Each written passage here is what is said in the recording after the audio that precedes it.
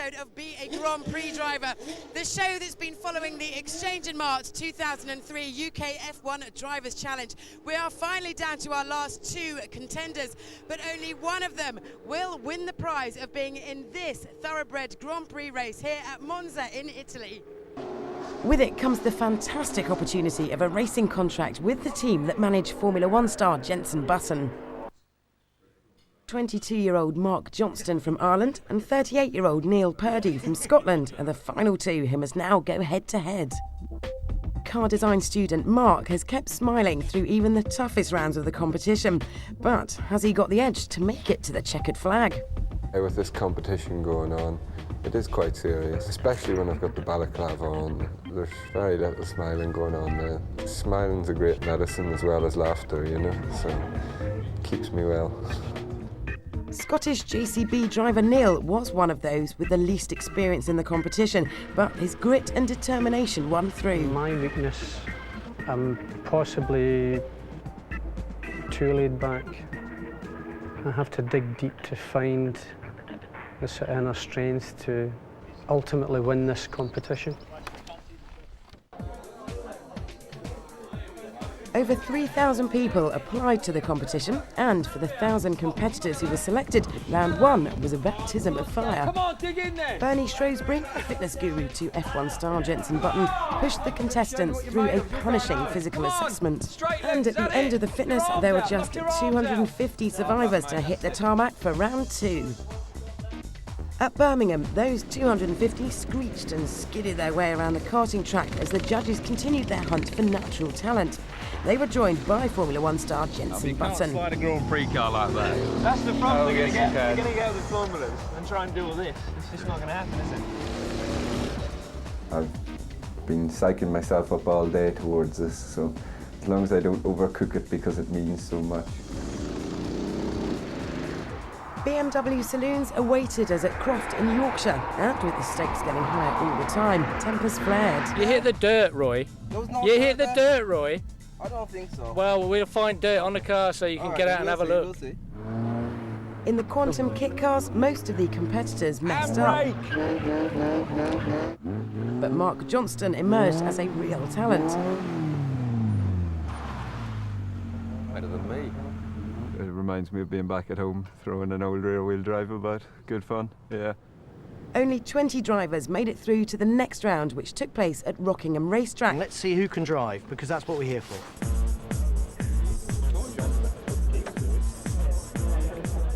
These single-seaters, capable of 135 miles an hour, were the competitors' first taste of proper racing cars. Damn, what a rush. Neil Purdy took an unusual route to get himself noticed at Rockingham. The spin gave Neil the reality check he needed to knuckle down and turn in some serious lap times. The competitors also faced a grilling from the media, and some were more forthcoming than others about their personal life. Have you ever done anything that you're ashamed of? Any skeletons in the closet? Pulled over by the police. What was that for? Because we were smoking a bit of cannabis. Right. He just said he got pulled over with cannabis. On camera. Can you believe that? Things proved equally tough for Mark when the competition moved to a rainy Pembrey in South Wales.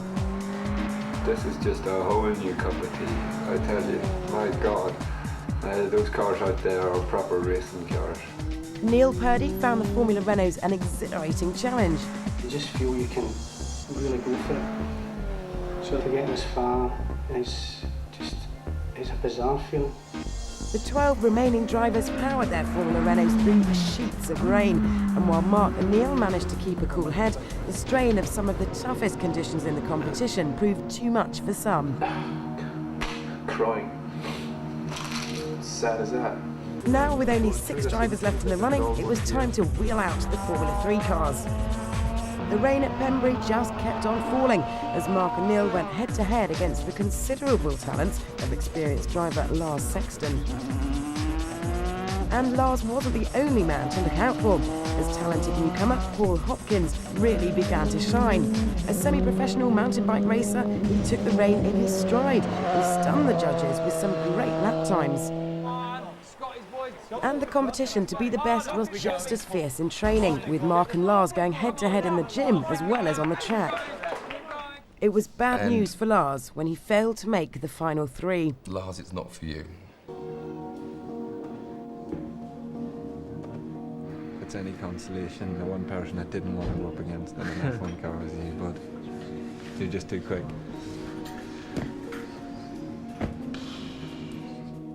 In the end, it was Mark, Neil and Paul who made it through to the penultimate round at Donington, and with it, their first chance to drive a real F1 car. With just 3 drivers left, it was time for our gladiators to enter the arena and fight for one of the 2 places up for grabs in the final showdown at Monza. To prove their worth, the boys had to get behind the wheel of the same Tyrrell the finalists will race in Italy. It took nerves of steel just to get into this vehicle. It was an epic battle on the track at Donington, and after making a great comeback from a spin in the first session, mountain bike champion Paul prayed he was going to get through. But sadly, it was time for him to go back to 2 wheels, whilst Neil and Mark celebrated getting through to the final. The last 2, we're down to 2 now, unfortunately. Irishman. Just one more hurdle lay between the last 2 drivers and the tarmac at Monza. No racer can compete abroad without an international racing licence, and neither Mark nor Neil had one. And just a few days ago, they went to the Nürburgring racetrack in Germany, where race team Zakspeed were on hand to put both competitors through an intensive track and racecraft course. Instructor Marcus Grossman runs through some of the rules of the ring. If you destroy the car, no license. If you are in the gravel bed, no license. If you bring other people in danger, no license. Yeah? And if you are not nice to me, no license. Okay, so good luck.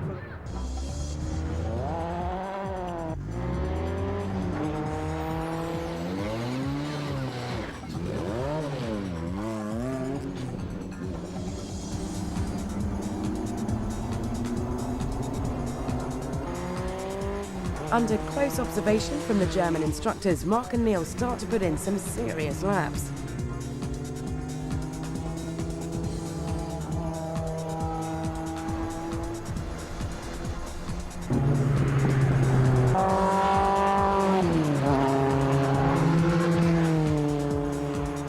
That was good.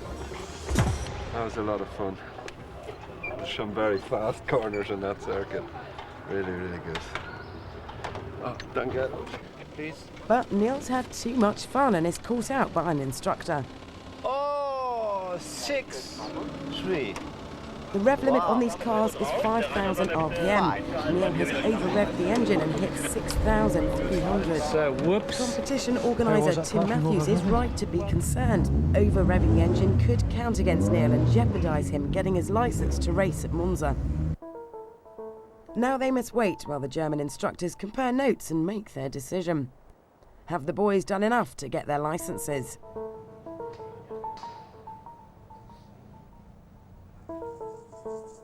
This is my ticket to ripping around Monza at 200 miles an hour. To Neil's relief, they've both done it. Glad to have it, really. You know, the nerves are going to build. It's going to be really, really tough. And I realise how much I want it. I really, really do want it bad. It is pretty much black and white for me. I do want to beat him. I will beat him. He's a top geezer, don't get me wrong. I think he's a lovely guy, great crack. But I do want to beat him. I want to be in that grid in Monza. Neil and Mark are going to Monza, but only one of our heroes is going to take part in the F1 race in Italy.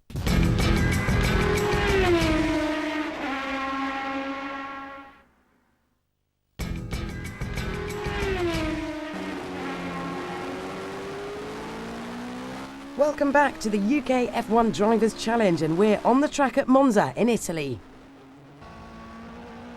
The last time Mark and Neil drove this 1985 Tyrrell was at Donington, and they're about to drive it again as we go into the final elimination round, played out here on the tarmac of the fastest track in the world. And it's the fastest lap time that will decide who wins the competition and gets the chance to race. But if it's a really close call, the judges can pick the driver who shows the most improvement in the session. The Tyrrell can hit 180 miles an hour. It was top of the tree back in the heyday of Mansell, Prost and Senna. Tim Matthews returns to the pits after warming up the car. Mark has drawn the short straw and is first in the car. He receives instructions on how to drive the circuit. It's pretty woolly. The left, right, left is all third. Yeah. Before you get to the bridge, you've got to go to fifth. It's a lot for him to take in. What do you think their expectations are of themselves and of each other? They both respect each other quite a lot. I think Neil feels he's slightly the underdog today. He's got a little less conviction in his voice. Mark knows he can go faster. Neil thinks he can go faster, and that's a difference. It's a mental attitude, which I think will make a telling difference. So this is it. No second chances in this game, so I have to give it 110%.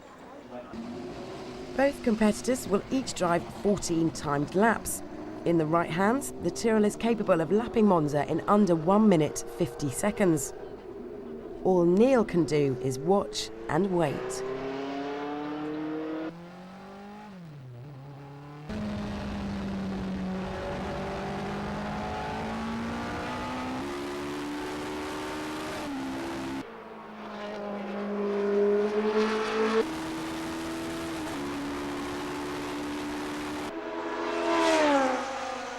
The official timekeeper?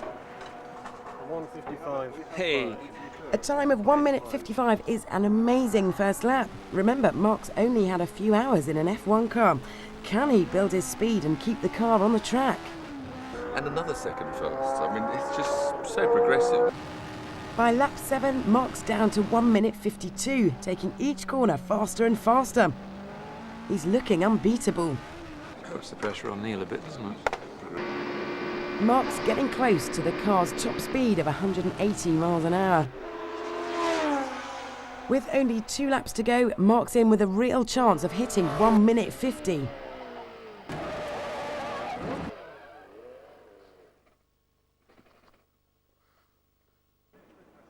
The spin has destroyed Mark's chance of hitting 1 minute 50 in his closing laps.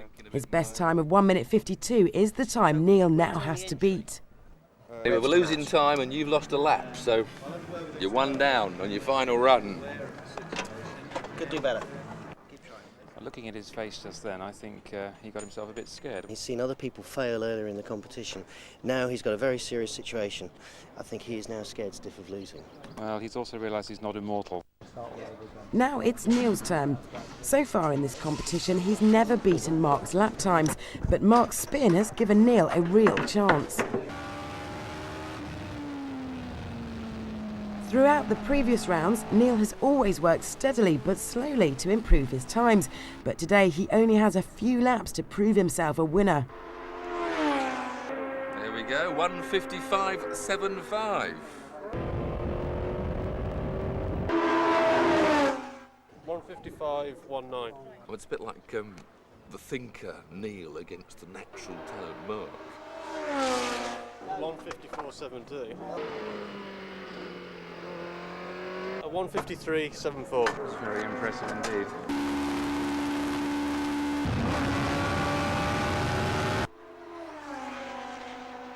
1:52.16. You've only got half a second in hand now, mate. A second. Neil's exceeded all expectations. He's within 4/5 of a second of Mark's quickest lap. But there are no more laps left. It's the final call for the judges. Mark's still just ahead on times, but Neil's turnaround has been amazing, and he now feels he's in with a real chance. I felt a lot better. I managed to push quicker, braked later into the corners, and generally the run overall, I felt pleased. I felt quite pleased with it. Yeah, I was sitting pretty after the first run, you know, I was a few seconds ahead and I was enjoying it, and the spin was really not what I wanted. It sort of knocked my confidence a bit, so I don't know. I'll have to wait and see how it goes. I've wanted to beat him so badly, and shit happens. The judges gather together for the last time to decide the winner. Before we vote, I just want everybody to think about what I'm thinking about. Is it going to be the natural talent, or is it going to be the grafter who's learning? Neil was outstanding today. I think where I thought he was going to be to where he ended up, I thought he was really good. For me, the swaying point was that Mark was the quickest driver. He was consistently quicker. and that's for me ultimately what counts. But we did agree that the lap time wasn't all of it. It's never been all of it. I think Neil's heart has won the competition, the spirit of the competition, but maybe not the lap time of the competition.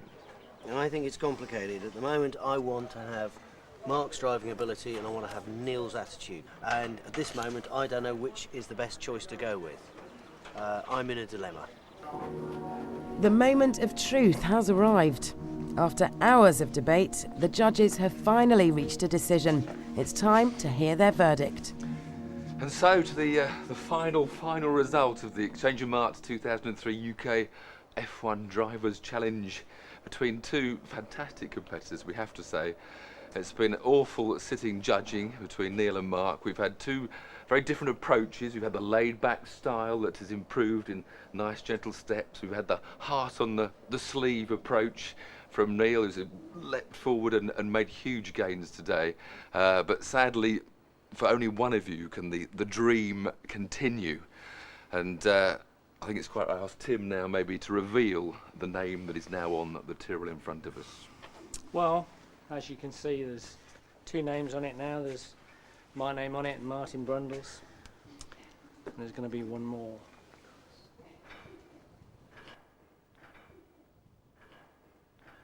Mark, it's you. Mark's remarkable speed and potential eventually won him the vote. Good boy. What's going through your head? Happiness, pure happiness. I can't believe it. Oh, what can I say?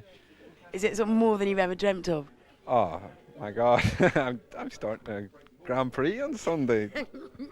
Neil has the compensation of a cheque for £5,000. It's been an emotional journey for Neil and his family. It's just I've lived a dream. I thought that this would be so special to run this car here, but looking at the bigger picture, and hopefully something good will come of this. I've got my international licence, of course, so I'd like to put it to good use, to be honest. Mark has won the challenge, but John's mind is already on the race tomorrow. Not to just start that race, you've got to finish it. Okay, so it's hard work. I'm sure you can do it. Really. Good luck. Thank you very much.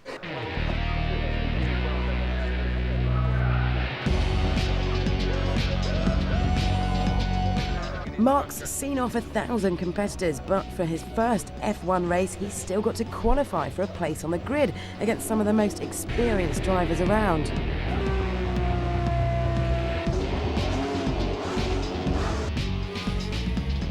Qualifying only lasts half an hour, and Mark's got to put in at least 3 competitive laps.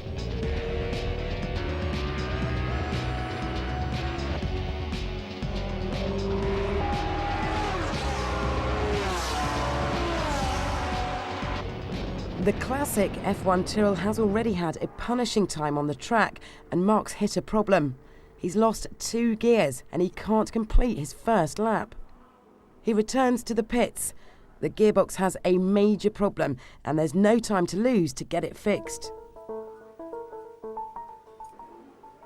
Mark waits in the car, ready to go out as soon as the problem is solved. The pressure is now on the mechanics. It's an agonising wait. He's not only fighting for a place in the race, John Byfield, head of Jenson Button's management team, has yet to be convinced that Mark is good enough to be offered a professional racing driver's contract. The mechanical problem is fixed, but time has raced away, and now there's only 9 minutes left for Mark to make the qualifying time. To get on the grid, Mark has really got to go for it.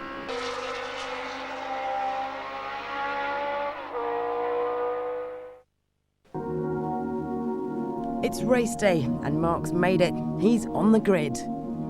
Finally, it's Mark Johnston's chance to be a Grand Prix driver. But this is his first F1 race.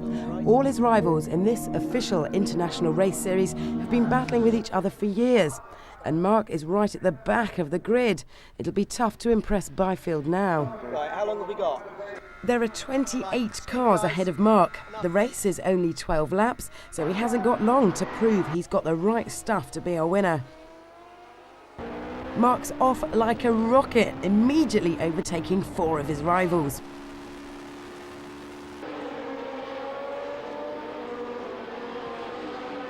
Halfway through, he is certainly not bringing up the rear. 10 weeks ago, Mark had never been near a race car like this. Now he's looking like a pro. Fantastic, those come through. It's just brilliant. It comes down to a battle with a Ferrari. Lap after lap, Mark tries to overtake. With only a lap to go, he's done it. By the end of the race, Mark has done better than anyone has expected. He's come from 29th to finish 8th. What was the best bit? Talk me through it from the start. Just completely every lap battling with someone. It was like all these F1 cars in front of me, and you beat them on the brakes coming in, and then they'd have more power than you, and you're after them again. Oh my God, it's what a rush.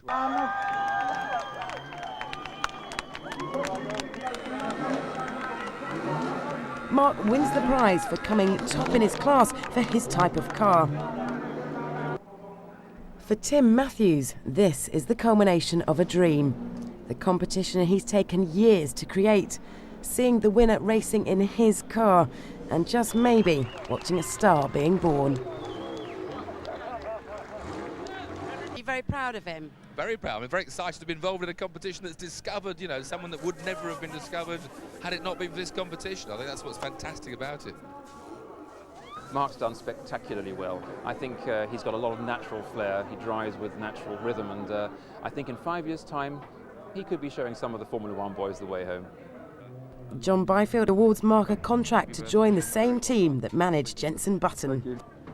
Well, that's it from Monza. We started this competition with the promise of fast cars and the racing lifestyle. And for our winner, 23-year-old Mark Johnston, it's no longer be a Grand Prix driver, he is one.